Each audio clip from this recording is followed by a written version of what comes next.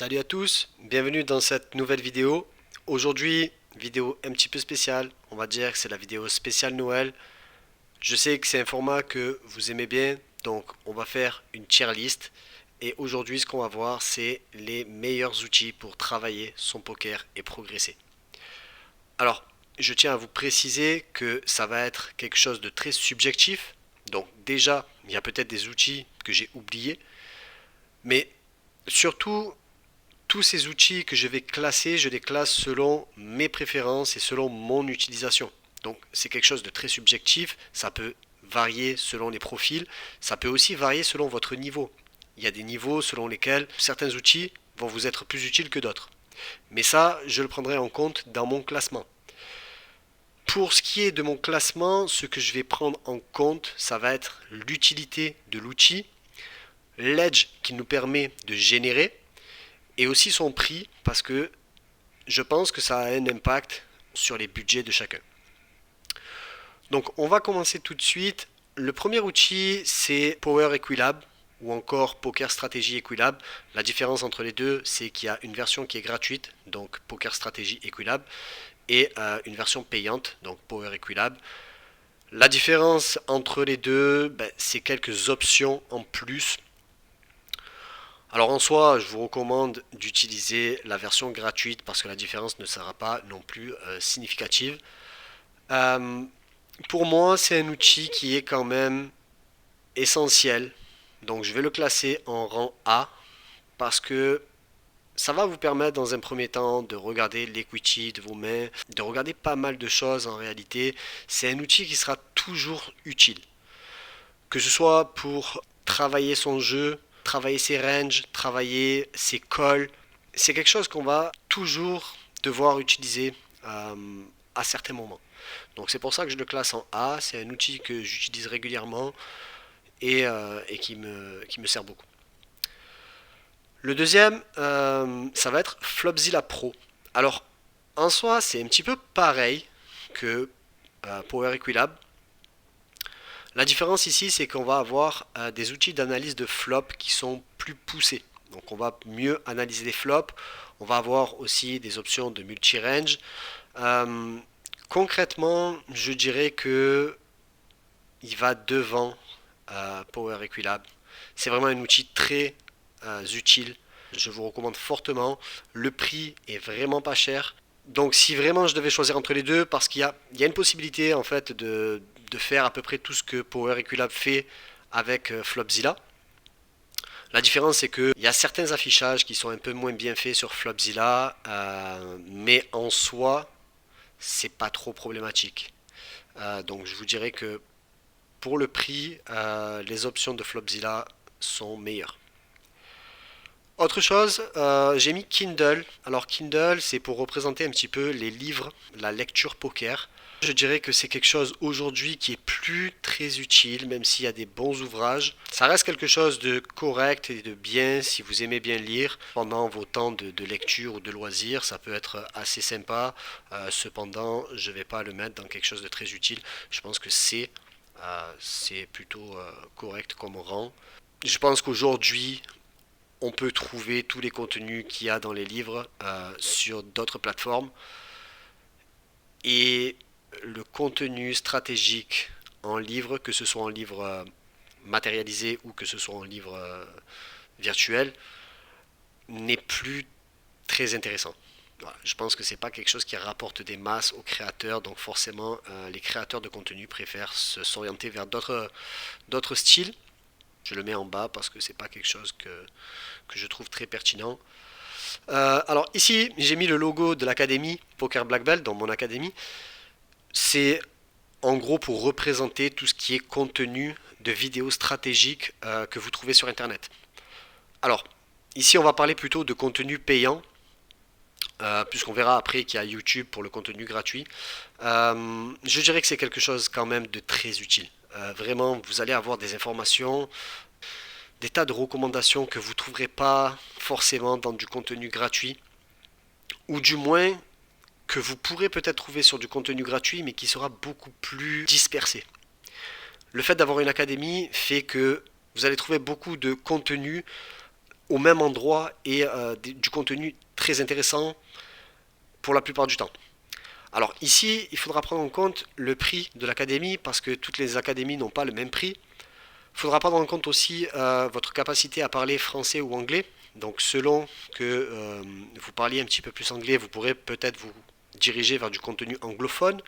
Il y aura des académies plus ou moins prestigieuses et forcément plus ou moins chères.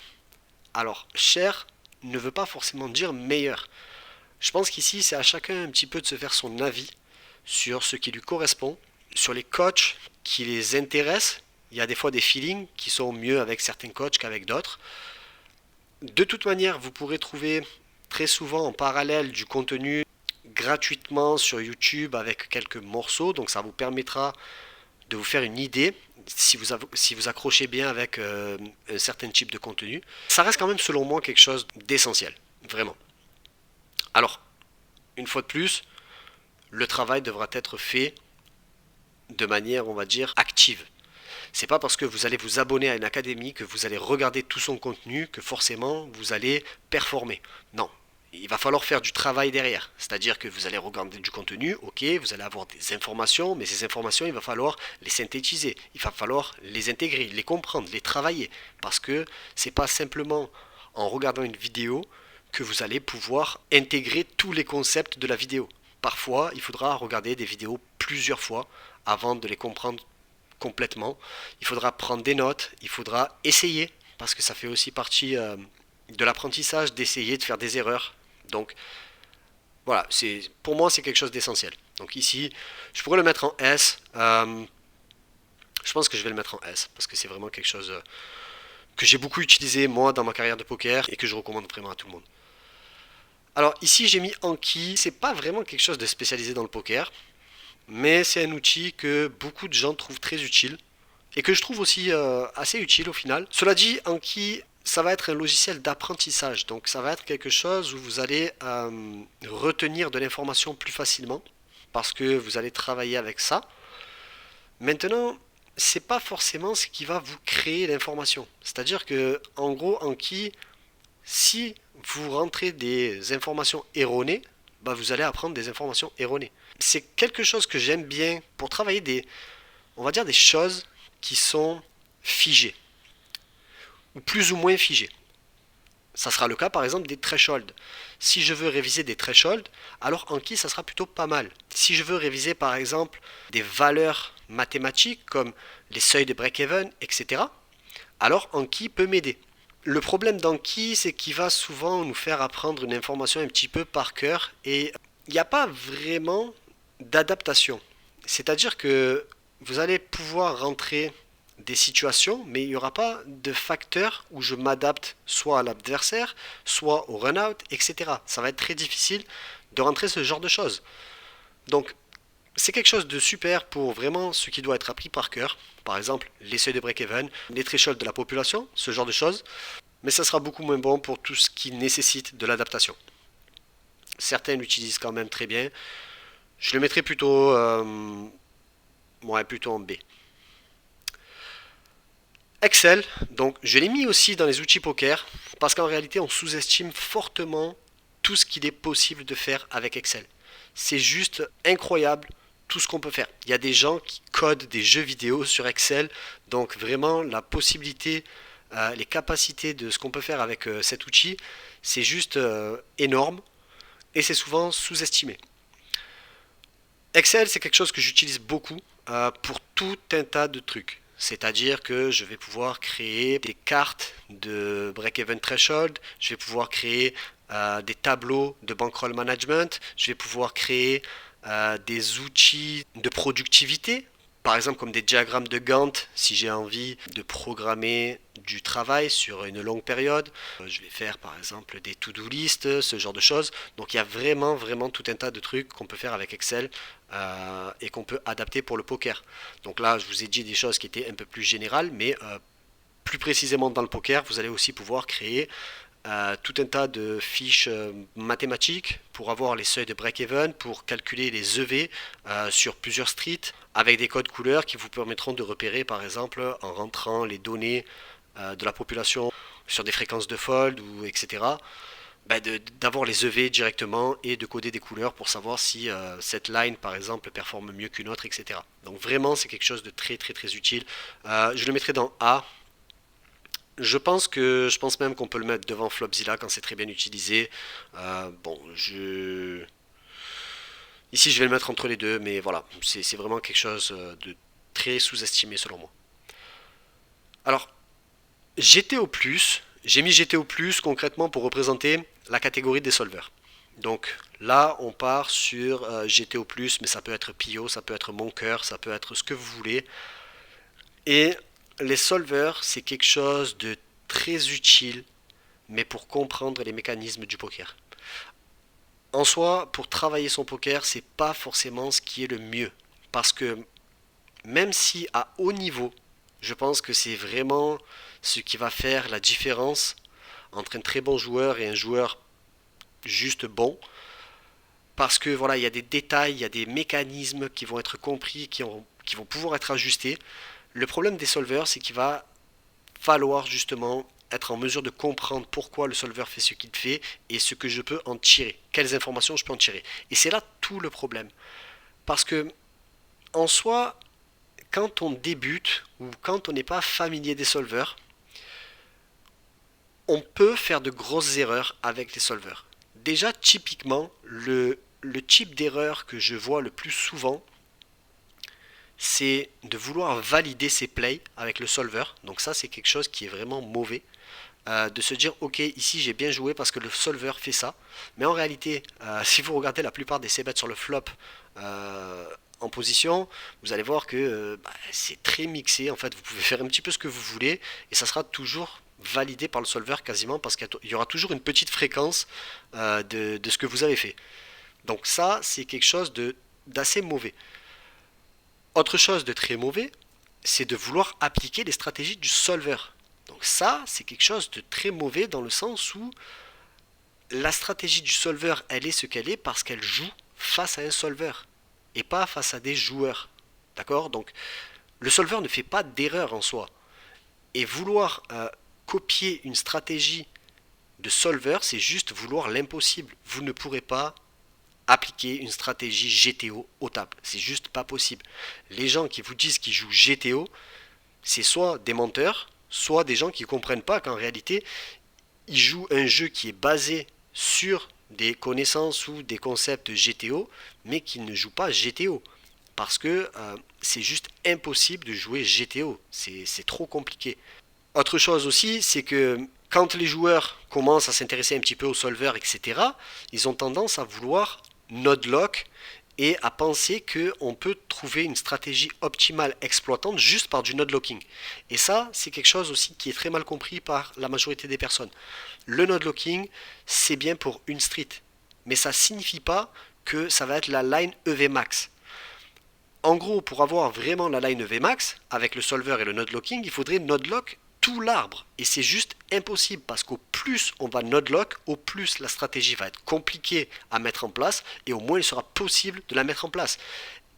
Le node-locking, c'est pas si bien que ça en réalité. C'est bien des fois pour voir ce que fait le solver et donc du coup voir les mécanismes qui entrent en jeu et pourquoi en fait le solver réagit comme il réagit. Ça permet de comprendre des choses, mais ça ne permet pas d'appliquer une stratégie. Parce que si vous node-lockez, en réalité, le solver, il va exploiter l'erreur adverse sur la street en question, mais de suite, les ranges vont se réadapter par la suite parce que le solver ne voudra pas être exploité.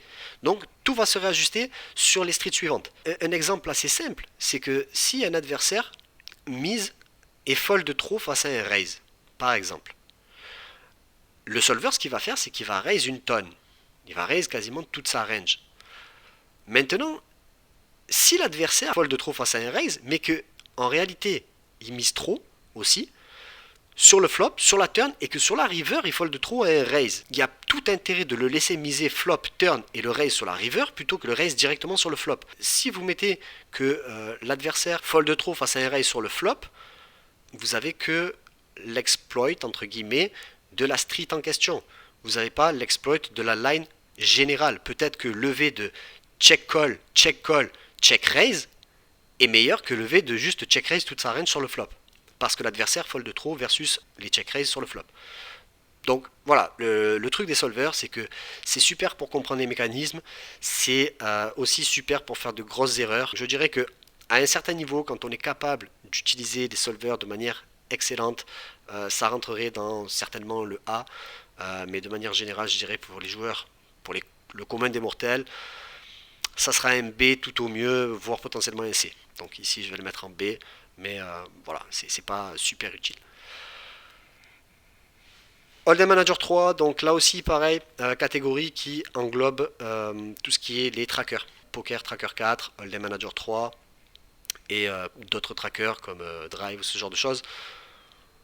J'ai mis Into Note à part et on verra après. Hold'em Manager 3, je dirais que c'est quand même quelque chose d'indispensable au table, ça vous donne un edge. Si vous savez vraiment utiliser les stats, si vous vous intéressez, si vous savez créer votre stat, c'est quelque chose d'essentiel. Je vois pas aujourd'hui comment je pourrais me passer d'un tracker. Ça vous permet à la fois de garder un œil sur vos résultats, ça vous permet de review vos sessions, ça vous permet d'avoir des stats sur vos adversaires. Donc l'edge que ça vous apporte, c'est juste énorme. Euh, bon, il n'y a pas trop à réfléchir pour ça. Pour moi, ça va directement dans A. C'est indispensable. Du coup, là, j'ai mis la donne NotKG. Donc, la donne NotKG, en réalité, c'est pour créer vos propres stats personnalisées que le tracker en lui-même ne met pas à disposition. Donc, ça fonctionne avec Hold'em Manager 3 et Poker Tracker 4. C'est une add-on, donc vous allez devoir payer en plus pour l'avoir. De mémoire, c'est pas très cher. Par contre, c'est extrêmement complexe à prendre en main. Je dirais que c'est quelque chose qui est vraiment essentiel parce que vous allez pouvoir vraiment créer des stats très personnalisées, vous allez pouvoir aller très loin. Avec les trackers et NotKG, vous pouvez faire des analyses de population. C'est juste que c'est beaucoup plus long. Mais alors vraiment beaucoup plus long.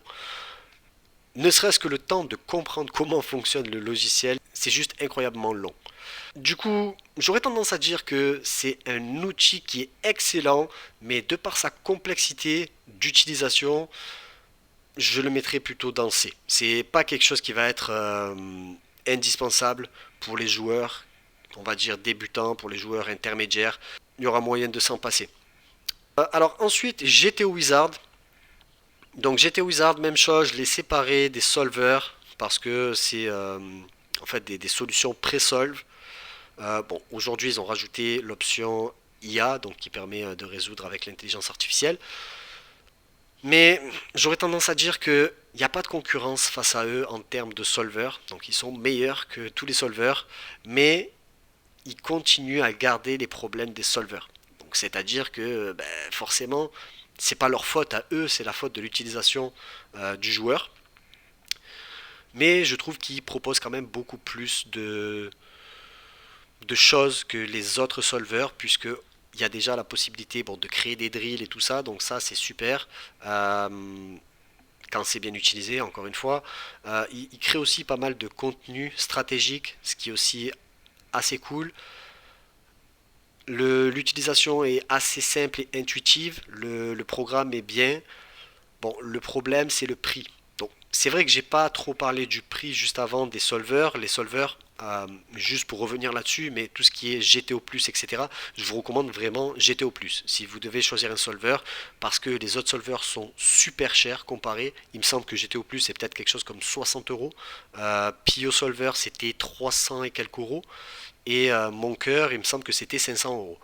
Donc voilà, bon, même si aujourd'hui l'ère des solvers tend un peu à disparaître, puisque GT Wizard les remplace petit à petit, bon, GT Wizard, l'offre maximum est extrêmement chère. Donc c'est quelque chose que je ne recommande absolument pas à des joueurs débutants. C'est vraiment trop cher, c'est hors budget. Pour ce que ça va apporter, vraiment, il n'y a aucun intérêt. Euh, donc je ne vais pas le catégoriser par rapport à son prix, je vais plutôt le catégoriser par rapport à son utilisation. Donc je dirais pour moi qu'il est meilleur que GTO+, etc. Donc je pourrais le mettre soit en début de B, soit en fin de A. Bon, je vais le mettre en début de B parce que pour moi vraiment c'est pas quelque chose d'essentiel. Je pense que jusqu'à un certain niveau il y a vraiment mieux pour travailler son jeu. Il y a vraiment plus simple et beaucoup moins cher surtout. Parce qu'aujourd'hui en réalité le fait qu'ils aient pas de concurrence fait qu'ils peuvent se permettre de mettre un prix qui est presque du luxe. Donc voilà, gros bémol pour le tarif. En tout cas pour ce que ça apporte, je trouve que c'est trop cher. Après, à haut niveau, forcément, quand la différence va se faire sur des détails, alors oui, effectivement, ça devient un outil indispensable. Mais faut avoir les moyens de se le financer. Et pour avoir les moyens, je pense qu'il faut être un joueur déjà bien gagnant.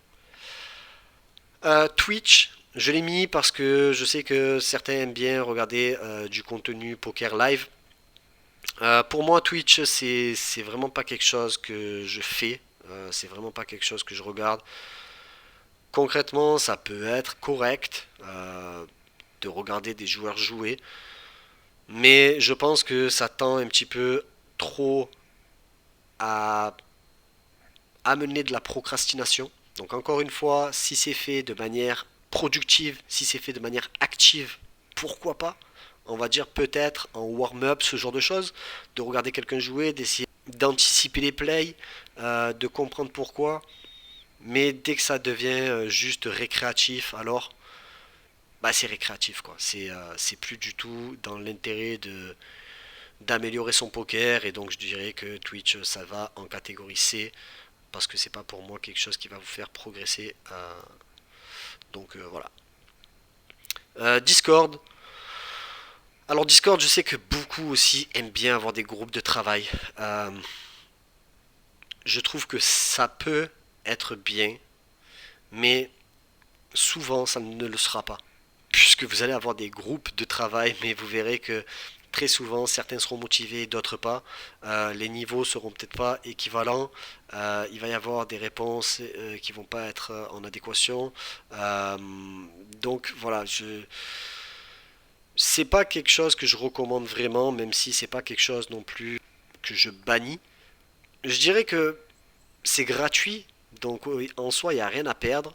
C'est quelque chose qu'il va falloir utiliser de manière intelligente, hein. Pas se servir juste pour faire des groupes de travail et à la fin faire des calls de 1 heure et pour parler de tout et de rien sauf du poker. Euh, donc je dirais que bien utilisé ça peut être cool. Maintenant c'est rare que ce soit extrêmement productif. Donc voilà, c'est Discord, c'est vraiment quelque chose que je vais placer, euh, je pense, en fin de catégorie B. Parce que ça peut être utile, mais c'est pas non plus le top. Maintenant, End2Note, pour moi, c'est du S, quoi. Y a pas mieux. C'est le top des outils qu'on peut avoir. Ça vous permet de créer toutes vos stats, d'avoir des custom stats sur à peu près tout. Ça vous permet de faire à peu près tout ce que vous voulez à une vitesse qui devient juste hallucinante.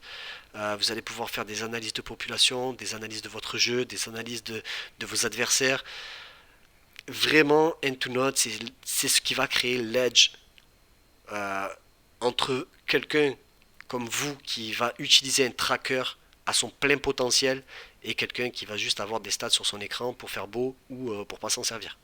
Avec End2Note, vous allez vraiment trouver ce qu'est l'exploit. Alors en soi, encore une fois, c'est quelque chose sur lequel il va falloir passer du temps, il va falloir apprendre à utiliser, mais l'investissement en termes de temps est juste 1000 fois rentable. Parce que derrière, vous allez comprendre comment les populations réagissent, où est-ce que vous faites du profit, comment vous faites du profit, où est-ce que vous pouvez exploiter les gens, etc. Bah, c'est le meilleur outil qui existe pour moi, donc je vais le mettre en S. Il y a pas vraiment à chercher. J'aimerais quand même le mettre devant le contenu stratégique. Donc voilà, ouais, pour moi, c'est juste un must-to-have. Il n'y a pas d'autre choix. En soi, le prix de End2Note 4 récemment annoncé m'a fait grincer des dents parce qu'encore une fois, je trouve que ça devient de l'abus. Ils n'ont pas vraiment de concurrence dans ce qu'ils font. Ils sont à des années-lumière devant. Rien que la puissance de calcul, la puissance et la vitesse à laquelle ça compile les mains, c'est juste énorme. Mais de là à justifier un tarif aussi excessif, c'est vrai que ça devient problématique.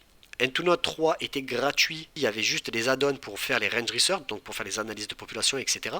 Mais vous pouviez créer vos stats gratuitement, et ça, c'était vraiment quelque chose d'exceptionnel. Aujourd'hui, sur la version 4, je pense qu'ils ont enlevé, alors on ne sait pas trop parce que ça va être annoncé d'ici peu, vu qu'ils vont mettre fin à la bêta en janvier. D'après ce que j'ai compris, il y aura plus ce côté stats gratuit, où vous pouvez créer vos stats gratuitement, utiliser le HUD gratuitement, et juste payer pour les range research et l'analyse de population et tout ça. Sur la version 4, ça ne sera pas possible, et la version 3 va durer encore quelques mois, mais je pense que d'ici 6 mois maximum, ils vont la clôturer aussi. Donc aujourd'hui, le prix qu'il demande, je trouve qu'il n'est pas forcément justifié dans le sens où il y a encore pas mal de défauts, il y a encore pas mal de bugs, mais en même temps, ce qu'on fait avec, c'est juste incroyable. C'est quelque chose qui, pour moi, est un must-to-have. Ça crée vraiment un edge incroyable face aux autres joueurs. Le truc, c'est que, comme je vous dis, le prix a augmenté et que là, ça va commencer à toucher des joueurs qui commencent à avoir de l'argent. Donc, potentiellement, ça va un petit peu exclure les débutants et c'est un peu dommage.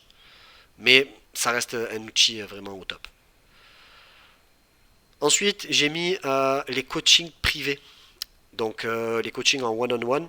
Ça, c'est quelque chose pour moi qui est essentiel. Je pense que les coachings, ça va être quelque chose qui va vous faire progresser fortement parce que vous allez pouvoir avoir des conseils. On va mettre le doigt sur des défauts que vous auriez peut-être même pas imaginé. Euh, on va trouver des leaks que vous auriez pas vu ou que vous auriez pu voir mais que vous ne savez pas comment résoudre. Et ça, c'est extrêmement important. Je pense que les coachings, c'est quelque chose qu'on devrait envisager très rapidement dans une carrière de joueur de poker. Maintenant, je ne vais pas vous dire d'aller vous faire coacher par le meilleur coach de la planète alors que vous êtes débutant. Donc c'est quelque chose qu'il va falloir ajuster. Si vous êtes vraiment débutant, commencez par travailler votre jeu. Quand vous sentez que vous êtes un peu plus dans le game, si vous envisagez de prendre un coach, prenez un coach de micro-limite qui va vous permettre de vous améliorer. Alors prenez pas non plus n'importe qui. Essayez de voir le contenu, un coach avec qui le courant passe bien et qui est dans vos moyens. Ne mettez pas non plus des sommes astronomiques dans du coaching alors que bon, vous n'avez pas les moyens. Donc ça reste toujours une histoire de moyens. Mais je pense que c'est quelque chose vraiment d'utile. Donc je le mettrai en A certainement. Donc je sais pas exactement où, mais je pense que ouais, ça peut être peut-être plus utile que ça. Bon, je vais le mettre comme ça. Les catégories ne seront pas exactement précises. Et enfin, j'ai mis YouTube. Alors YouTube, c'est quelque chose de pareil, de super, mais avec un gros défaut, c'est que vous êtes jeté dans une mare dans laquelle il va falloir vous repérer. Et ça reste extrêmement compliqué. Vous allez trouver de tout et de n'importe quoi sur YouTube. Il va falloir faire le tri et ça peut être très chronophage. Vous allez tomber sur des gens qui disent n'importe quoi. Vous allez aussi tomber sur des tas de choses qui sont très bonnes sur YouTube. Et c'est ça le truc, c'est que c'est gratuit, vous avez du très bon contenu sur YouTube, mais il faut le trouver. Donc je peux pas le mettre en S, je peux pas le mettre en B, parce que je pense que ça reste quand même très bien. Donc je dirais que c'est en A. Mais vraiment, encore une fois, ça va être à vous de faire le travail de vraiment trouver des bons coachs, du bon contenu et de travailler ce contenu de manière active. Donc ici, je pense que je le mettrai peut-être avant le coaching ou peut-être après. Bon, voilà. Donc YouTube, très bien, gratuit. Par contre, voilà, faut que ce soit actif. Le problème aussi de YouTube, qui fait que je pourrais même le régresser encore un petit peu, c'est qu'il y a aussi énormément de contenu qui peut vous faire dévier de votre trajectoire.